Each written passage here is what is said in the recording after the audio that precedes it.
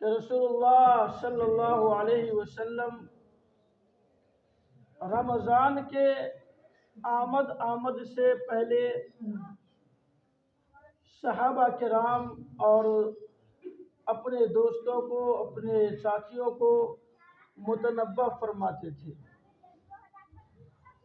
حضرت علی کرم اللہ وجہہ جو آپ کے چچا زاد بھائی اور آپ کا داماد محترم ہے، انہوں نے فرمایا کہ آپ صلی اللہ علیہ وسلم رمضان المبارک کے شروع میں یعنی شعبان کے اخیر میں منبر پر آپ کھڑے ہوئے اور آپ نے فرمایا کہ لوگوں، یہ ایک بابرکت اور معزز مہینہ آ رہا ہے جو برکتوں اور رحمتوں والا مہینہ ہے۔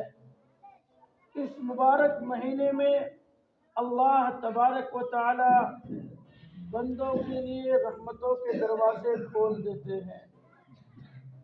اس مبارک مہینے میں اللہ تبارک و تعالی بندے پر 30 ایام کے یا 29 ایام کے روزے فرض کیے ہیں، یعنی رمضان المبارک کا پورا مہینہ، کبھی 29 کبھی 30، یہ اللہ تبارک و تعالیٰ نے ان مسلمانوں پر فرض فرمایا ہے جو مسلمان بالغ ہو۔ بالغ کا مطلب کیا ہے؟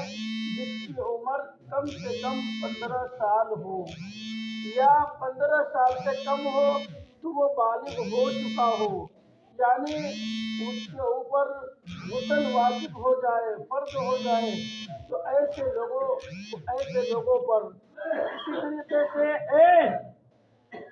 چپ رہے وہ بچیاں، ہماری وہ بہنیں اور بیٹیاں جو حائضہ بن گئی، ماہواری جن کی شروع ہو گئی، ان پر روزہ رکھنا فرض ہے۔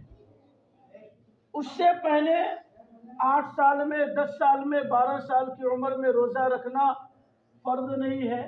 وہ رکھ لے تو اچھی بات ہے، خوش قسمتی ہے، ثواب کی بات ہے، ماں باپ کے لیے نیک نامی کا ذریعہ ہے، لیکن نہ رکھے تو اس پر دباؤ اور ضروری نہیں ہے، گناہ نہیں ہے۔ لیکن جب بالغ ہو گیا، ایک لڑکا 15 سال کی عمر کو ہو گیا، یا وہ لڑکا عمر کم ہے لیکن بالغ ہو چکا ہے، اس پر نماز فرض ہو چکی، اس لڑکے پر یا اس لڑکی پر جو ہے جو نماز کے فرائض ہے وہ ان پر لاگو ہو چکے، اسلام کا وہ مکلف بن گیا، تو ایسی صورت میں اس کے لیے روزہ رکھنا بھی فرض ہو گیا۔ میرے بھائی، میرے بزرگوں، اللہ کے نبی جناب محمد رسول اللہ صلی اللہ علیہ وسلم نے ارشاد فرمایا، اس مبارک مہینے کی آمد پر اللہ تبارک و تعالیٰ کی جانب سے بے شمار بشارتیں ہیں۔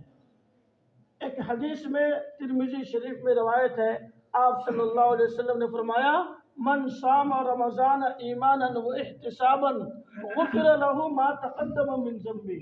اگر کسی مسلمان نے، کسی آدمی نے، کسی مرد نے رمضان المبارک کا مہینہ پایا اور اس رمضان کے مہینے میں رمضان کا روزہ رکھا، اللہ تبارک و تعالی اس کے پچھلے سارے گناہوں کو معاف فرما دیتا ہے۔ ومن قام رمضان ایمانا واحتسابا غفر له ما تقدم من ذنبه۔ دوسری روایت میں ہے، اللہ کے نبی صلی اللہ علیہ وسلم نے ارشاد فرمایا، رمضان المبارک کے مہینے میں اگر کسی نے تراویح کا اہتمام کیا، تراویح کی نماز اگر پڑھی پابندی کے ساتھ، تو اللہ تعالیٰ اس کے پچھلے گناہوں کو معاف فرما دے۔ اسی طریقے سے مسلم شریف میں حدیث ہے، حضرت عائشہ رضی اللہ تعالیٰ عنہ فرماتی ہے کہ رمضان المبارک کا مہینہ اتنا بابرکت ہے کہ اس مہینے میں اللہ تبارک و تعالی فرض کا ثواب 70 فرض کے برابر فرما دیتا ہے، نفل کا ثواب فرض کے برابر بنا دیتا ہے۔ ایک نیکی کرے گا 70 نیکی کا ثواب ملے گا، یہ صرف اسی مہینے کی خصوصیت ہے۔ پھر آگے پیارے آقا جناب محمد رسول اللہ صلی اللہ علیہ وسلم نے ارشاد فرمایا کہ یہ صبر کا مہینہ ہے، یہ تقوی کا مہینہ ہے۔ جو آدمی دنیا میں صبر اختیار کر لے، صبر سے کام لے، اللہ تبارک و تعالی اس کے لیے صبر کا بدلہ اس کے لیے جنت رکھا ہے، یعنی وہ آدمی جنت میں جائے گا۔ جو آدمی دنیا میں رہ کر روزے کا اہتمام کرے، مصیبت پر کے آنے پر صبر کرے، ایسے لوگوں کے لیے پیارے آقا نے فرمایا جنت کی بشارت ہے۔ اس لیے میں نے آپ کے سامنے جو آیت کریمہ پڑھی، شہر رمضان الذی انزل فیہ القرآن، کہ رمضان مبارک کا مہینہ وہ بابرکت مہینہ ہے جس میں اللہ تعالیٰ نے قرآن کو نازل فرمایا۔ کون سا قرآن؟ وہ کتاب اور وہ قرآن جو انسانوں کے لیے ہدایت ہے اور انسانوں کے لیے واضح دلیل ہے۔ انسان کا لفظ استعمال فرمایا، اس سے اشارہ اس بات کی جانب ہے کہ اللہ تبارک و تعالیٰ نے قرآن کریم پوری دنیا کے انسانوں کے لیے عطا فرمایا، نازل کیا ہے۔ صرف مسلمانوں کے لیے قرآن نہیں، ہدایت نہیں ہے، بلکہ اگر کوئی کافر، کوئی مشرک، کوئی غیر مسلم اگر قرآن کو پڑھے، قرآن کو دیکھے، قرآن کو سنے، اللہ تعالیٰ اس کو بھی ہدایت نصیب فرما دے۔ حضرت عمر فاروق رضی اللہ تعالیٰ عنہ کا واقعہ مشہور ہے۔ آپ کافر تھے، اسلام کا کٹر دشمن تھے، آپ اسلام کے خلاف اپنی تلوار ہمیشہ اونچی رکھتے تھے، بلند رکھتے تھے۔ اسلام کے اتنے کٹر تھے کہ ذرہ برابر اسلام کی کوئی بات مسلمان کو اپنی نظروں کے سامنے دیکھنا گوارا نہیں کرتے تھے۔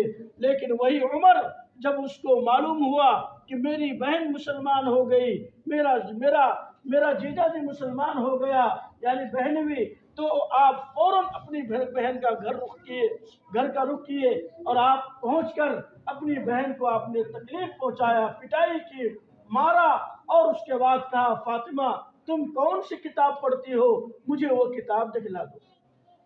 حضرت عمر فاروق رضی اللہ تعالیٰ عنہ کفر کی حالت میں، حالت ایمان میں نہیں تھے، اس وقت کافر تھے، لیکن میرے بھائی، میرے بزرگوں، تاریخ موجود ہے، زمین و آسمان گواہ ہے۔ اس بہن نے کہا کہ میرے بھائی، اگر آپ اس کتاب کو دیکھنا چاہتے ہو، اس کتاب کو چھونا چاہتے ہو، تو آپ کو ایک کام کرنا پڑے گا، پہلے اپنے بدن کی صفائی کرنی پڑے گی، آپ کو غسل کرنا پڑے گا۔ حضرت عمر فاروق نے غسل کیا، اور غسل کرنے کے بعد پھر آپ نے اپنی بہن سے کہا کہ مجھے وہ کتاب دو۔ وہ کتاب ان کے ہاتھ میں دی گئی، اور اس کتاب کو جب انہوں نے جس مقام پر کھولا، وہ سورہ طٰہٰ ما انزلنا علیک القرآن لتشقى الا تذکرۃ لمن یخشی تنزیلا ممن خلق الارض والسماوات العلی۔ یہ چند آیات انہوں نے اپنی زبان سے ادا کیا۔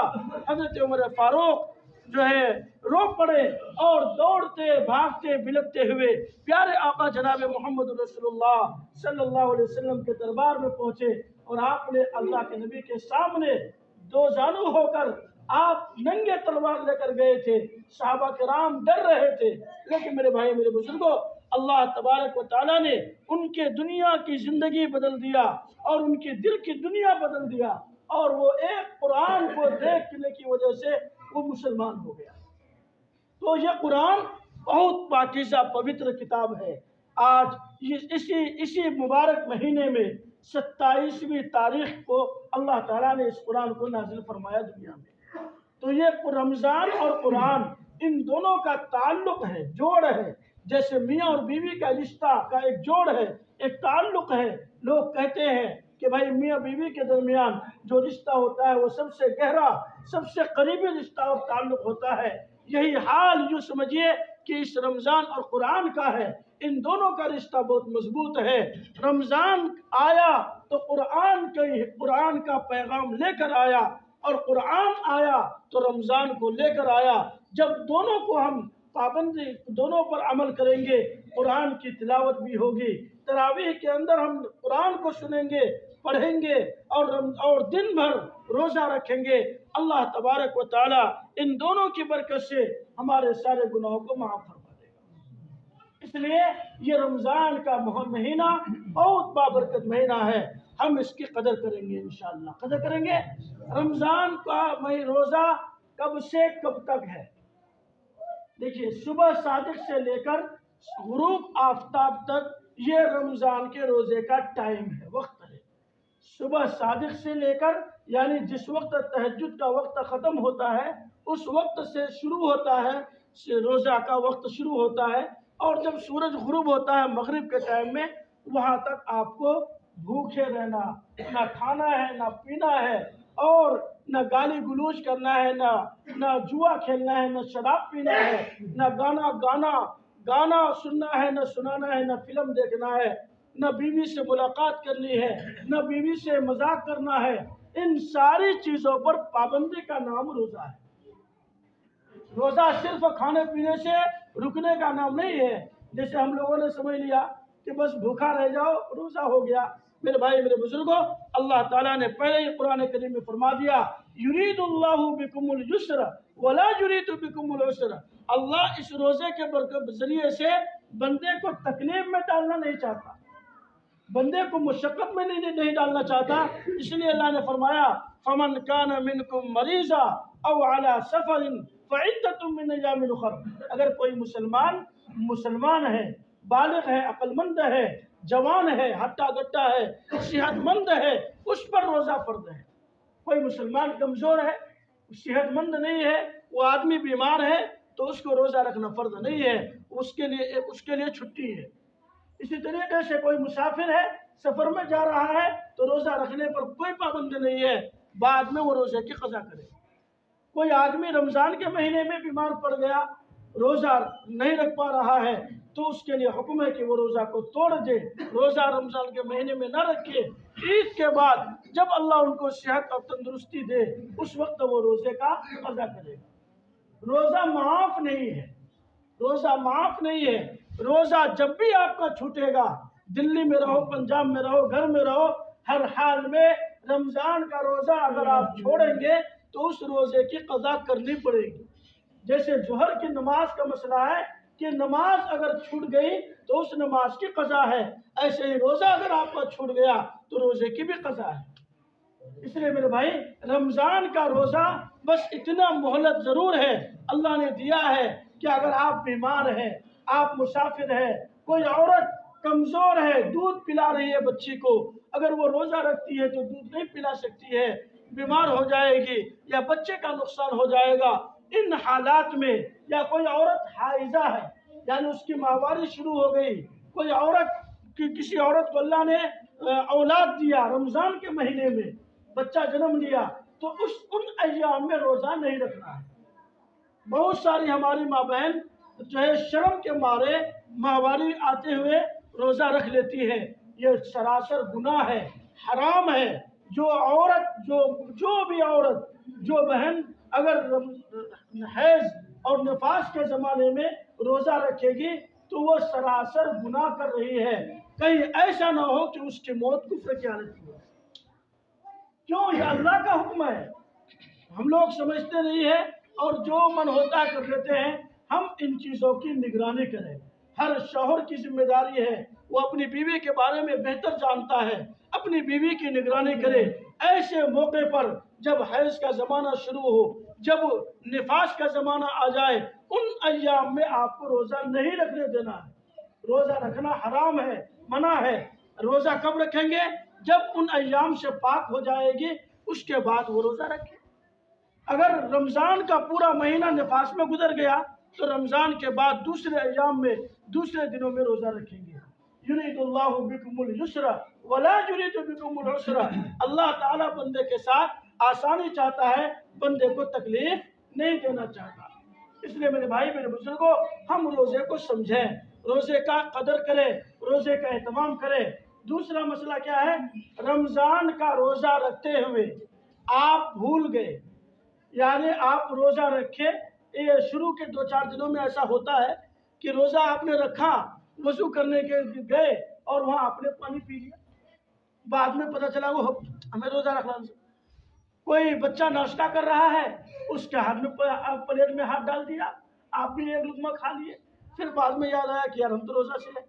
تو ایسی صورت میں روزہ نہیں ٹوٹتا ہے، روزہ نہیں ٹوٹتا ہے۔ یعنی بھول کر اگر آپ پانی پی لیے، بھول کر کھانا کھا لیے، پیٹ بھر کر کھانا کھا لیے آپ، एक प्लेट खाना मंगाए बीवी से और आपने खाना खा लिया, बीवी ने भी नहीं कहा कि आप रोजे से हैं, और आप खाना जब खा के फारिग हो गए, फिर तब आपकी मोहतरमा ने कहा कि हजरत आप तो रोजे से हैं, तो भी आपका रोजा नहीं टूटेगा, रोजा आपका नहीं टूटेगा। भूल कर ऐसा करने से रोजा नहीं टूटता, जानबूझकर ऐसा करने से रोजा टूट जाएगा। इसी तरीके से रमजान का महीना है, रमजान का महीना, रोजा आपने रखा और हमारे नौजवान आजकल क्या कर रहे हैं, गुल, ये गुल है, गुल जो कर रहे हैं आप लोग, रमजान का रोजा रखकर गुल करना मकरूह तहरीमी है। तहरीमी का मतलब ये है यानी गोया कि आपने रोजा रखना ही बेकार किया, यानी वो जो आप भूखे रहे उससे कोई फायदा आपको नहीं मिला। इसलिए मेरे भाई रमजान का रोजा रखते हुए आपको गुल से परहेज करना है। दूसरी बात, गाना, फिल्म, शराब, जुआ, इन सारी चीजों से परहेज करना है। अगर इन कामों को अंजाम देंगे रोजा रखकर तो आपका रोजा अधूरा हो जाएगा, यानी आपका जो सवाब है वो सवाब आपको नहीं मिलेगा। इसी तरीके से रमजान का रोजा आपने रखा, रमजान का रोजा रखते हुए आपने किसी को गाली दे दिया तो रोजा आपका कमजोर हो जाएगा। कमजोर होने का मतलब यह है फर्जियत तो अदा होगी लेकिन सवाब में कमी आ जाएगी, सवाब आपको कम मिलेगा। रमजान का रोजा जानबूझकर एक रोजा अगर आपने छोड़ दिया तो पूरी जिंदगी अगर आप रोजा रखेंगे तो उसका बदला अदा नहीं हो पाएगा। याद रखिए मेरे नौजवान भाई, आप लोग खास तौर पर ध्यान दें इन चीज़ों में। हमारे बाद नौजवान क्या करते हैं, रमज़ान का रोज़ा मजाक में खुशी से छोड़ देते हैं, यानी अल्लाह का डर ही नहीं होता कि हम पर रोज़ा फर्ज है और हम फिर रोज़ा क्यों छोड़ रहे हैं। रोज़ा जानबूझकर अगर आपने एक भी छोड़ दिया तो पूरी ज़िंदगी रोज़ा रखेंगे तब भी उस एक रोज़े का हक अदा नहीं हो पाएगा। इसलिए हर हाल में, हर वक्त, हर हाल में हम कोशिश करेंगे कि इंशाअल्लाह हमारा एक भी रोज़ा न छूटे, न हमारा छूटे, न हमारे बाल बच्चों का छूटे, न हमारी बीवी का छूटे, न हमारी माँ का, हमारे बाप का छूटे। कोशिश करें हम रोज़े का मुकम्मल एहतमाम करने का, करेंगे इंशाअल्लाह। इसी तरीके से अब जो रमज़ान के अय्याम में जो आमाल है, मस्जिद से अपने आप को ज़्यादा जोड़ना है, मस्जिद में ज़्यादा वक्त गुजारना है। फालतू ज़ाय मोबाइल चलाने से बेहतर है मस्जिद में आकर आप बैठ जाए। हदीस पाक में है अव्वलु रहमत, पहला 10 दिन अल्लाह ताला की तरफ से रहमत का नुज़ूल होगा। बीच वाला 10 दिन 11 से लेकर 20 रमज़ान तक ये मग़फ़िरत का ज़माना है, यानी अल्लाह उसमें बंदों के गुनाहों को बख्शता है। फिर 21 से लेकर 30 तक ये जो दिन है अल्लाह ताला जहन्नमियों को जहन्नम से आज़ाद करता है। इन 30 दिनों का रोज़ा एहतमाम के साथ जब हम करेंगे, हदीस पाक में प्यारे आका सल्लल्लाहु अलैहि वसल्लम ने फरमाया जब बंदा रोज़ा मुकम्मल रखेगा और गाली गलौज नहीं करेगा, ज़बान को ख़राब नहीं करेगा, किसी को तकलीफ़ नहीं देगा, किसी के ऊपर बोझ नहीं बनेगा, किसी को मारेगा नहीं, पीटेगा नहीं, ऐसी सूरत में एहतमाम के साथ रोज़ा रखेगा तो अल्लाह ताला उसके सारे पिछले गुनाहों को माफ़ फरमा देगा। आखिर में एक हदीस सुनाकर बात आपकी पूरी खत्म कर देता हूँ। अल्लाह के नबी सल्लल्लाहु अलैहि वसल्लम ने फरमाया रमज़ान के महीने में रोज़ेदार को इफ्तार कराओ, रोज़ेदार को इफ्तार कराओ। क्या मतलब, यानी कोई मुसलमान, चाहे वो आपका भाई हो, आपका बाप हो, आपकी माँ हो, हमारी बहन हो, कोई भी, या कोई अजनबी आदमी आ गया और आपने उसको इफ्तार करा दिया।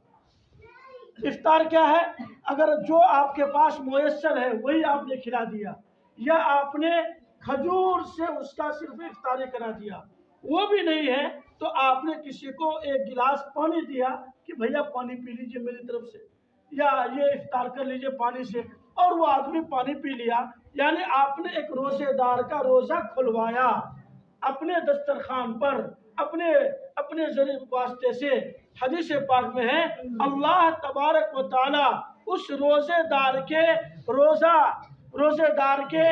रोज़ा खुलने की वजह से अल्लाह उसके पिछले सारे गुनाहों को माफ़ फरमा देगा। इसलिए मेरे भाई हम मेज़बानी में पीछे ना हटें, ज़रूरत पड़े ہمارے گاؤں سماج میں کوئی آدمی آ جائے، کوئی اجنبی آ جائے، یا کوئی ہمارا دوست احباب آ جائے، کوشش کرے کہ ہم زیادہ سے زیادہ اپنے بھائیوں کو افطار کرائیں گے انشاءاللہ۔